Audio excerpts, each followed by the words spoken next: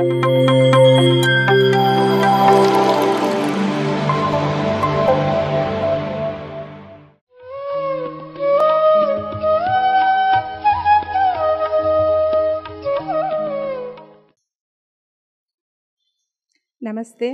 ನನ್ನ ಹೆಸರು ಸುಧಾ ಅಂತ ಹೇಳಿ.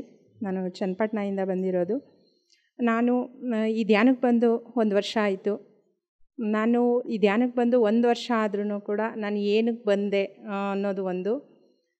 ಇಲ್ಲಿ ಯಾರೂ ಧ್ಯಾನಕ್ಕೆ ಬರಬೇಕಾದ್ರೆ ನನಗೆ ಇಲ್ಲಿ ಧ್ಯಾನ ಇದೆ ಮಾಡು ಅಂತ ಯಾರೂ ಕೂಡ ನನಗೆ ಇನ್ವೈಟ್ ಮಾಡಿದ್ದಿಲ್ಲ. ನಾನೇ ಬಂದಿದ್ದು. ಹೇಗೆ ನಾನು ಸ್ಟಾರ್ಟಿಂಗ್ ಧ್ಯಾನ ಮಾಡಬೇಕು ಅಂತ ಏನಕ್ಕೆ ಅನ್ನಿಸ್ತು ಅಂದರೆ, ನಾನು ಒಂದು ಯೂಟ್ಯೂಬೆಲ್ಲ ಸರ್ಚ್ ಮಾಡ್ತಿದ್ದೆ. ಸರ್ಚ್ ಮಾಡಬೇಕಾದ್ರೆ ಒಂದು ದೊಡ್ಡ ಒಂದು ಸಾಧನೆ ಮಾಡಿರುವಂಥ ಬಿಸ್ನೆಸ್ ಮ್ಯಾನ್ ಯಾರಿದ್ದಾರೋ ಅವರೆಲ್ಲರೂ ಕೂಡ ಏನು ಮಾಡ್ತಾರೆ, ಅವರ ಹವ್ಯಾಸಗಳೇನು ಅಂತ ಸರ್ಚ್ ಮಾಡಬೇಕಾದ್ರೆ ಒಂದು ಮೆಡಿಟೇಷನ್ ಅಂತ ಒಂದು ಬಂತು. ಆ ಮೆಡಿಟೇಷನ್ನು ಹೇಗೆ ಇದೇನು ಇದು ಮೆಡಿಟೇಷನ್ ಮಾಡಿದ್ರೆ ಎಲ್ಲ ಯಾರ್ಯಾರು ತುಂಬ ರಿಚ್ ಪೀಪಲ್ ಆಗಿದ್ದಾರೆ ಅವರೆಲ್ಲ ಮೆಡಿಟೇಷನ್ ಮಾಡ್ತಿದ್ದಾರೆ. ಸೊ ಓಕೆ, ನನಗೆ ಅದ್ರ ಬಗ್ಗೆ ಒಂದು ಕ್ಯೂರಿಯಾಸಿಟಿ ಬಂತು. ಹೌದಾ, ಮೆಡಿಟೇಷನ್ ಮಾಡೋದ್ರಿಂದ ಖಂಡಿತವಾಗ್ಲೂ ನಾವು ರಿಚ್ ಆಗ್ಬೋದಾ, ಗ್ರೋತ್ ಆಗ್ಬೋದಾ ಅಂತ. ಸರಿ, ನಾನು ಯಾಕೆ ಮಾಡಬಾರ್ದು, ಸರಿ ನೋಡೋಣ ಅಂತ ಇನ್ನೊಂದು ಸ್ವಲ್ಪ ಸರ್ಚ್ ಮಾಡಿದೆ. ಅದರಲ್ಲಿ ಪಿರಮಿಡ್ದು ಬಂತು. ಆ ಪಿರಮಿಡ್ದಿಂದ ಏನು ಉಪಯೋಗ ಅದನ್ನು ನಾನು ಯೂಟ್ಯೂಬಲ್ಲೇ ಸರ್ಚ್ ಮಾಡಿ ತಿಳ್ಕೊಂಡಿದ್ದಾಯಿತು. ಆಮೇಲೆ ಅಲ್ಲಿಂದ ಬಂದು ಈ ಪಿರಮಿಡ್ ಎಲ್ಲಪ್ಪ ಹುಡ್ಕೋದು ಅಂತ ಸುಮ್ಮನೆ ಹಾಗೆ ಥಿಂಕ್ ಮಾಡ್ತಿದ್ದೀನಿ. ಒಂದು ದಿವಸ ಹಾಗೆ ನಾನು ಸರ್ಚ್ ಮಾಡ್ತಿರ್ಬೇಕಾದ್ರೆ ರಾಮನಗರ ಪಿರಮಿಡ್ ಅಂತ ಒಂದು ನನಗೆ ಬಂತು. ಓ ಎಸ್, ನನಗೆ ರಾಮನಗರ ಪಿರಮಿಡ್ ಇದೆಯಲ್ವಾ, ನನಗೆ ಸಹಾಯ ಆಗತ್ತೆ ಅಂತ ನಾನು ಅಂದ್ಕೊಂಡೆ. ಹಾಗಾದಮೇಲೆ ಮತ್ತು ಇವ್ರನ್ನ ಹೇಗೆ ಹುಡ್ಕೋದು, ಆವಾಗ ಇವರು ಕೃಷ್ಣಪ್ಪ ಸರ್ ಅಂತ ಇದ್ದರು, ಅವ್ರ ನಂಬರು ಕೊಟ್ಟಿದ್ದರು. ಓ ಟ್ಯಾಂಕ್ ಗಾಡ್, ಇಲ್ಲೇ ಇದೆಯಲ್ಲ ಅಂದ್ಕೊಂಡು ಸರಿ ಅಂದ್ಬಿಟ್ಟು ನಾನು ಅವ್ರಿಗೆ ಫೋನ್ ಹಚ್ಚಿದೆ. ಅವರು ತೊಗೊಂಡ ತಕ್ಷಣ ಹೇಳಿ ಅಮ್ಮ ಅಂದರು. ನಾನು ಹೇಳಿದೆ, ಸರ್ ಇದು ಪಿರಮಿಡ್ಡಾ, ಇದು ಇಲ್ಲಿ ಧ್ಯಾನ ನಡೆಯುತ್ತಾ ಅಂತ. ಹ್ಞೂ ಅಮ್ಮ, ಖಂಡಿತ ನಡೆಯುತ್ತೆ ಅಂತ ಹೇಳಿದ್ರು. ತುಂಬ ಖುಷಿಯಾಯಿತು. ಅಲ್ಲಿಂದ ಬಂದು ನಾನು ಅಲ್ಲಿ ಅವ್ರನ್ನ ಕೇಳಿದೆ, ಸರಿ ದುಡ್ಡು ಏನಾದರೂ ಇದೆಯಾ, ಫೀಸ್ ಏನಾದರೂ ಇದೆಯಾ ಅಂತ. ಅದಕ್ಕೆ ಅವ್ರು ಹೇಳಿದ್ರು, ಇಲ್ಲಮ್ಮ ಯಾವುದೂ ಇಲ್ಲ, ನೀವು ಬನ್ನಿ ಅಮ್ಮ ಅಂದರು. ನನಗೆ ಖುಷಿ ಆಯಿತು. ಏನಕ್ಕೆ ಅಂದರೆ, ಈಗ ನಾವೇನಾದರೂ ಒಂದು ಕ್ಲಾಸ್ ಅಟೆಂಡ್ ಮಾಡಬೇಕು, ನಾವೇನಾದರೂ ಕಲಿಬೇಕು, ನಮಗೇನಾದರೂ ಬೇಕಂದಾಗ ಪ್ರತಿಯೊಂದಕ್ಕೂ ಕೂಡ ಅದರದ್ದೇ ಆದ ಒಂದು ಬೆಲೆ ಇರುತ್ತೆ. ಓಕೆ, ಹಾಗಾಗಿ ಇಲ್ಲಿ ಏನಪ್ಪ ಇವರು ಫ್ರೀ ಅಂದ್ರಲ್ಲ, ಇವ್ರಿಗೇನು ಲಾಭ, ಸರಿ ನೋಡೋಣ ಅಂತ ಅಂದ್ಬಿಟ್ಟು ನಾನು ಹಾಗೆ ಹುಡ್ಕೊಂಡು ಬರಬೇಕಾದ್ರೆ ನಮ್ಮ ಹಸ್ಬೆಂಡಿಗೂ ಕೂಡ ಕರ್ಕೊಂಡ್ಬಂದೆ. ಅವರು ಬರಲ್ಲ, ನಾನು ಬಿಡಲ್ಲ, ಅವರು ಏನಿಲ್ಲ ಅದೆಲ್ಲ ನಿನ್ಗೆ ಸುಮ್ಮನೆ ಏನಕ್ಕೆ ಅಂತ, ಇಲ್ಲ ಒಂದು ಸಲ ಹೋಗೋಣ ಬನ್ನಿ ಅಂತ ಕರ್ಕೊಂಡು ಬಂದೆ. ಆಮೇಲೆ ನನ್ನ ಮಕ್ಕಳನ್ನೂ ಕರ್ಕೊಂಡು ಬಂದು ಒಂದು ಸಲ ಇಲ್ಲಿ ಪಿರಮಿಡಲ್ಲಿ ಕುತ್ಕೊಂಡು ಧ್ಯಾನ ಮಾಡಿದೆ. ತುಂಬಾ ಇಷ್ಟ ಆಯ್ತು ನನಗೆ. ಅಲ್ಲಿಂದ ಹೋಗಿ ಮನೆಗೆ ಕಣ್ಣು ಮುಚ್ಕೊಂಡು ಕೂತ್ಕೊಂಡೆ ಅಷ್ಟೇ. ನನಗೆ ರೌಂಡ್ ಥರ ತಿರ್ಗಕ್ಕೆ ಶುರುವಾಯಿತು. ಏನೋ ಒಂದು ಕಲರ್ಸ್ಗಳೆಲ್ಲ ಬಂದು ಏನು ಇದಾಗ್ತಿದೆ ಅಂದ್ಕೊಂಡೆ. ಆವಾಗಿಂದ ತುಂಬ ಡೀಪಾಗಿ ನಾನು ಧ್ಯಾನಕ್ಕೆ ಹೋಗಿ ಒಂದೊಂದು ದಿನವೂ ಕೂಡ ಒಂದೊಂದು ತುಂಬ ಅಮೇಝಿಂಗ್ ಅನುಭವಗಳಾಗ್ತಿದ್ದೋ. ಹೇಗೆ ಅಂದರೆ, ಒಂದು ಸಲ ಹೀಗೆ ಧ್ಯಾನ ಮಾಡಬೇಕಾದ್ರೆ ಹಿಂದೆಗಡೆಯಿಂದ ನೀರು ಸುರಿಯೋದು, ಆ ಥರ ಅನುಭವ ಫೀಲ್ ಆಯಿತು. ಅಯ್ಯೋ ನನಗೇನು ಸುರಿತಿದೆ ಅಂತ ಹಿಂಗೆ ತಲೆಯೆಲ್ಲ ನೋಡ್ಕೊಂಡಿದ್ದು ಇದೆ. ಮತ್ತು ಇಲ್ಲಿ ಹಾವು ಸುತ್ತಕೊಂಡಿರೋ ಥರ ಕೋಲ್ಡ್ ವಾತಾವರಣ ಬರ್ತಿತ್ತು. ಏನಾಗ್ತಿದೆ ನನಗೆ ಅದು ನೋಡಿದೆ. ಅದನ್ನು ನಾನೇನು ಅಷ್ಟಾಗಿ ತಲೆ ಕೆಡಿಸ್ಕೊಂಡಿಲ್ಲ. ಸೊ ಹೀಗಾಗಿ ಒಂದೊಂದು ಅನುಭವ ಆಗ್ತಾನೇ ಇದ್ದು, ಅದು ತುಂಬ ಅಮೇಝಿಂಗ್ ಅನ್ನಿಸ್ತಿತ್ತು ಆ ಅನುಭವ. ಮತ್ತು ಇನ್ನೊಂದು ನೋಡಬೇಕು ಅಂದರೆ, ನಾನು ಸರಿ ಇದನ್ನೆಲ್ಲ ನೋಡಿದ್ದೀನಿ, ನಾನು ನೆಕ್ಸ್ಟ್ ಜನ್ಮ ನೋಡಬೇಕು, ಒಂದು ಪವರ್ಫುಲ್ಲಾಗಿ ಅಂದ್ಕೊಂಡೆ. ಆಯಿತಾ, ಇದೆಲ್ಲ ಓಕೆ ಆದರೆ ನಾನು ನೆಕ್ಸ್ಟ್ ಜನ್ಮ ನೋಡಬೇಕು, ನಾನು ನೋಡಲೇಬೇಕು ಅಂತ ಹಠ ಮಾಡಿ ಧ್ಯಾನಕ್ಕೆ ಕೂತ್ಕೊಂಡಾದಮೇಲೆ ಮತ್ತೆ ನನಗೆ ಎಷ್ಟು ಕ್ಲಿಯರ್ ಕಟ್ಟಾಗಿ ಅದು ಕಾಣಿಸ್ತು ಅಂದರೆ, ಇವತ್ತು ನಾನು ಏನು ರಿಚ್ ಲೈಫ್ ಬೇಕು ಅಂತ ಹೇಳ್ತಿದ್ದೀನೋ ಅದೇ ರಿಚ್ ಲೈಫಲ್ಲಿ ಮುಂದಿನ ಜನ್ಮದಲ್ಲಿ ಇದ್ದೀನಿ. ಅದು ಹೇಗೆ ಕಾಣ್ತು ಅಂದರೆ, ನಾನು ಕಣ್ಣು ಮುಚ್ಚಿದೆ, ಸರಿ ಅದನ್ನು ಆಯಿತು, ಒಂದು 1/2 hour ಧ್ಯಾನ ಮಾಡಿದೆ. ಅಲ್ಲಿ ನನಗೆ ಒಂಥರ ಮತ್ತು ಥರ ಅನ್ನಿಸ್ತು. ಧ್ಯಾನ ಡೀಪಾಗಿ ಹೋಗಿದ್ದೀನಿ ನಾನು. ಅಲ್ಲಿ ಹೋಗ್ತಾ ನಾನೆಲ್ಲೋ ಆಕಾಶದ ಹತ್ರಕ್ಕೆ ಹೋಗಿದ್ದೀನಿ. ಒಂದು ಅರಮನೆ ಥರ ಇದೆ, ಅಲ್ಲಿಂದ ಒಳಗಡೆ ಹೋದಂಗಿತ್ತು. ಆಮೇಲೆ ಒಂದು ಸುಂದರವಾದ ಒಂದು ಹುಡುಗಿ ಅಲ್ಲಿ ಹೋಗ್ತಾ ಇದೆ. ಇದೇನಿದು ಅಂದಾಗ, ಅದು ನೀನೇ ನೆಕ್ಸ್ಟ್ ಜನ್ಮ ಕೇಳಿದ್ಯಲ್ಲ ಅಂತ ಬಂತು. Wow super. ನಾನು ಈಗ ರಿಚ್ ಲೈಫ್ನ ಹೇಗೆ ಅಂದ್ಕೊಂಡಿರ್ತೀನೋ ಆ ಮುಂದಿನ ಲೈಫ್ ಅಷ್ಟು ಸುಂದರವಾಗಿದೆ, ಅಷ್ಟು ರಿಚ್ ಲೈಫ್ ಇದೆ. ಅದು ಒಂದು ಅಮೇಝಿಂಗ್ ಅನ್ನಿಸ್ತು. ಆಮೇಲೆ ಇದನ್ನು ನಾನು ಯಾರ ಹತ್ರ ಹೇಳ್ಕೊಬೇಕಲ್ವ. ಸೊ ನಮ್ಮನೇಲಿ ಹೇಳಿದ್ರೆ ಯಾರೂ ನಂಬಲ್ಲ. ಸೊ ಇಲ್ಲಿ ಸ್ವಲ್ಪ ಜನದ ಹತ್ರ ಹೇಳಿದೆ, ಅವ್ರು ಯಾರೂ ನಂಬಿಲ್ಲ. ಅಯ್ಯೋ ಇದೇನು ಕಾಮನ್ ಅಂತ ನಾನು ಅಷ್ಟೇ ಬಿಟ್ಟೆ. ಮತ್ತು ನನಗೆ ಬರ್ತಾ ಏನಾಯಿತು ಅಂದರೆ, ಒಂದು ಧ್ಯಾನ ಮಾಡ್ತಿದ್ದೀನಿ, ತುಂಬ ಚೆನ್ನಾಗಿದೆ. ಒಂದೊಂದು ದಿನಕ್ಕೆ ಒಂದೊಂದು ಹಬ್ಬ ನಾನೇನು ಆನ್ಸರ್ ಕೇಳ್ತೀನೋ ಅದು ಪಟನೆ ನನ್ನೊಳಗಡೆಯಿಂದನೇ ಬರ್ತಿದೆ. ಅದೊಂದು ಖುಷಿ ಆಯಿತು. ಅಯ್ಯೋ ಬಿಡು ಅಂತ.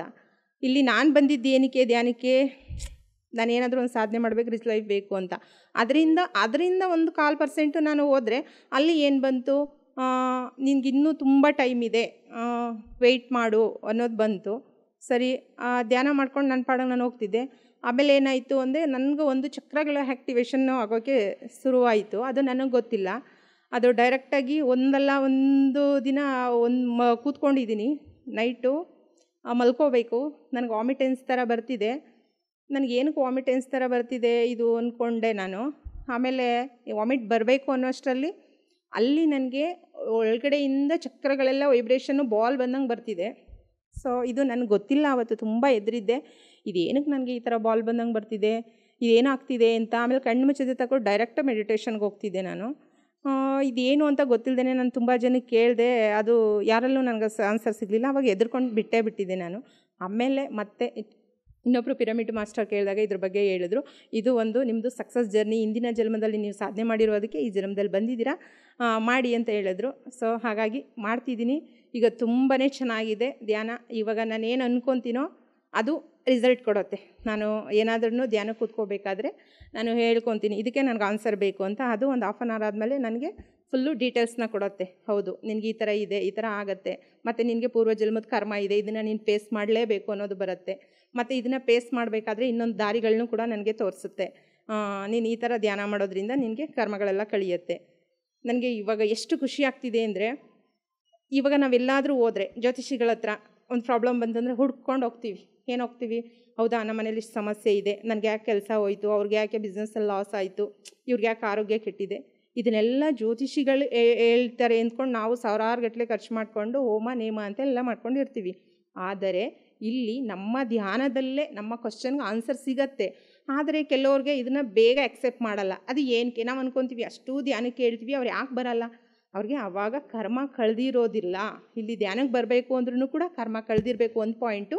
ಇನ್ನೊಂದು ಏನಂದರೆ ಅವ್ರಿಗೆ ಒಳ್ಳೇದಾಗಬೇಕು, ಒಳ್ಳೆ ಟೈಮ್ ಬಂದರೆ ಮಾತ್ರ ಎಲ್ಲರೂ ಕೂಡ ಧ್ಯಾನ ಮಾಡೋಕ್ಕೆ ಬರ್ತಾರೆ. ಸೊ ನನ್ನ ಲೈಫಲ್ಲಂತೂ ಅಮೇಝಿಂಗ್ ಅನ್ನಿಸ್ತಿದೆ. ನಾನು ಕೇಳಿದ ಕ್ವಶನ್ಗೆಲ್ಲ ಆನ್ಸರ್ ಸಿಗ್ತಿದೆ. ಸೊ ಇದಕ್ಕೆ ನಾನು ಪತ್ರಿಜಿ ಗುರುಗಳನ್ನ ಎಷ್ಟು ಕೂಡ ನೆನ್ಕೊಂಡು ಕೃತಜ್ಞತೆ ಹೇಳಿದ್ರೂ ಕೂಡ ಸಾಲದು. ಮತ್ತು ಕೃಷ್ಣಪ್ಪ ಸರ್ಗೂ ಕೂಡ ಅಷ್ಟೇ, ನಾನು ಬಂದಾಗ ತುಂಬ ಪ್ರೀತಿಯಿಂದ ಮಾತಾಡಿಸ್ತಾರೆ. ಅಷ್ಟೇ ಪ್ರೀತಿಯಿಂದ ನನ್ನ ಕ್ವಶನ್ಗಳೆಲ್ಲ ಆನ್ಸರ್ ಹೇಳ್ತಾರೆ. ಈ ಪಿರಮಿಡಲ್ಲಿ ಬಂದದ್ರಿಂದ ನನಗೆ ಹೇಗೆ ಅಂದರೆ ಸ್ವರ್ಗನೇ ಕೈಯಲ್ಲಿ ಸಿಗ್ತೇನೋ ಅನ್ನೋ ಥರ ಖುಷಿಯಾಗ್ತಿದೆ. ಇದು ಧ್ಯಾನದಲ್ಲಿ ಇದ್ದವ್ರಿಗೆ ಅದು ಗೊತ್ತಾಗ್ಬಿಡುತ್ತೆ. ಈಗ ನಮ್ಗೆ ಏನು ಬೇಕು ಅಂತ ಆನ್ಸರು ನನಗೆ ಇಂಥ ಕ್ವಶನ್ಗೆ ನಾನು ಹಾಕೊಂಡು ಕೂತ್ಕೊಂಡ್ರೆ ಆನ್ಸರ್ ಪಟ ಅಂತ ಅದು ರೆಡಿಯಾಗಿಬಿಡುತ್ತೆ.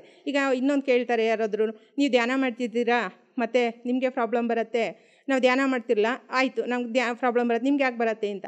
ನಾವು ಮಾಡಿದ ಹಿಂದೆ ಪ್ರಾರಬ್ಧ ಕರ್ಮಗಳು, ಅದು ತುಂಬ ಚೆನ್ನಾಗಿ ನೆನ್ಪಿಟ್ಕೋಬೇಕು. ನಾವೇ ಮಾಡಿರೋ ಕರ್ಮಗಳನ್ನ ನಾವೇ ಕಳ್ಕೊಬೇಕಲ್ವಾ. ಅದನ್ನು ನಾವು ಯಾವಾಗಲೂ ದೇವ್ರ ಮೇಲೆ ಹಾಕ್ತಿದ್ವಿ, ದೇವರೇ ಇದನ್ನೆಲ್ಲ ನೀನೇ ಕಾರಣ ಅಂತ. ಆದರೆ ಇವಾಗ ನನಗೇನು ಅನಿಸುತ್ತೆ ಅಂದರೆ, ದೇವ್ರಿಗೂ ನಾವು ಪಡುವಂಥ ಕಷ್ಟಗಳಿಗೂ ಯಾವುದೂ ಕೂಡ ಸಂಬಂಧ ಇಲ್ಲ.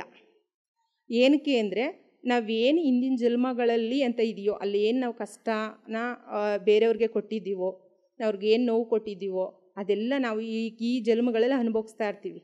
ಅದನ್ನು ಎಲ್ಲಿ ನಾವು ಸಾಲ್ವ್ ಮಾಡ್ಕೊಂಡ್ರೆ ಧ್ಯಾನದಿಂದಲೇ. ಧ್ಯಾನಕ್ಕೆ ಬಂದಾದಮೇಲೆ 100 ಅಲ್ಲ, 200 ಅಲ್ಲ, 500% ಹೇಳ್ತೀನಿ. 100% ಅಲ್ಲ, ನಾನು 500% ಖಂಡಿತವಾಗ್ಲೂ ಸಾಲ್ವ್ ಆಗುತ್ತೆ. ನನಗಂತೂ ತುಂಬ ಖುಷಿಯಾಗಿದೆ. ನನಗೆ ಗೊತ್ತಿದೆ ನನ್ನ ಕರ್ಮಗಳೆಲ್ಲ ಕಳ್ಕೊಂಡು ನನಗೆ ಆಲ್ರೆಡಿ ಮುಕ್ತಿ ಮೋಕ್ಷ ಅಂತ ಹೇಳ್ತಾರೆ. ಅದರಲ್ಲಿ ನನಗೂ ಅದು ಇಷ್ಟ ಆಗಲ್ಲ. ಈಗ ನನ್ನರಲ್ಲೇ ಆ ಥಾಟು ಅದು ಬಂದಿದೆ ನನಗೆ, ನೀನು ಮುಕ್ತಿ ಬೇಕಾದರೆ ಪಡ್ಕೋಬೋದು ಮೋಕ್ಷ ಅಂತ. ನನಗೆ ಬೇಡ, ನಾನು ಇನ್ನೊಂದಷ್ಟು 2-3 ಜನ್ಮ ತೊಗೋತೀನಿ, ಅದರಲ್ಲಿ ಅನುಭವಗಳನ್ನ ತೊಗೋತೀನಿ ಅನ್ನೋದು ನನಗೆ ತುಂಬಾ ನಾನು ಇವಾಗ ತೊಗೊಂಡಿದ್ದೀನಿ. ಸೊ ನಾನೇನು ಅನ್ಕೊತೀನೋ ಅದು ಸಕ್ಸಸ್ ಆಗುತ್ತೆ. ನಾನು ಎಲ್ಲಿ ಏನು ಹೇಗೆ ಯಾವ ಕ್ವಶನ್ ಕೇಳಬೇಕು ಅಂದರೂ ಆನ್ಸರ್ ಸಿಗುತ್ತೆ. ಅದಕ್ಕೆ thank you so much, thanks a lot.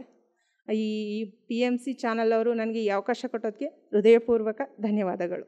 ಎಲ್ಲರೂ PMC ಚಾನಲ್ನ ನೋಡಿ ಸಬ್ಸ್ಕ್ರೈಬ್ ಮಾಡಿ ಮತ್ತು ಶೇರ್ ಮಾಡಿ. ನಿಮಗೆ ಧ್ಯಾನಕ್ಕೆ ನೀವು ಯಾರಿಗಾದರೂ ಹೇಳಬೇಕು ಅನಿಸಿದರೆ ಒಂದನ್ನು ಶೇರ್ ಮಾಡಿ.